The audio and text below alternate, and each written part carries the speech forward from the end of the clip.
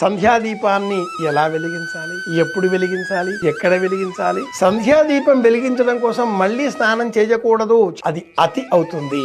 కాళ్ళు చేతులు కడుక్కొని చక్కగా బొట్టు పెట్టుకొని పరిశుభ్రమైన మనస్సుతో దేవతారాధన చేసేటటువంటి చోట దీపం వెలిగించి తులసి గుమ్మం దగ్గర తులసి కోట వద్ద దీపం వెలిగించాలి. పూర్వకాలంలో ప్రధాన ద్వారానికి తలుపుకు ఇరువైపులా కూడా దీపం గూళ్ళు ఉండేవి. ఆ దీపం గూళ్ళల్లో కూడా దీపాలు వెలిగించేటటువంటి వారు. సూర్యాస్తమయానికి 48 నిమిషాల కంటే పూర్వం 48 మినిట్స్ అని చెప్పుకున్నాం, లేదా 45 మినిట్స్ ఉజ్జాయింపుగా ఈ సమయంలోనే దీపారాధన చెయ్యాలి. చీకట్లు పడిపోయిన తర్వాత కాదు.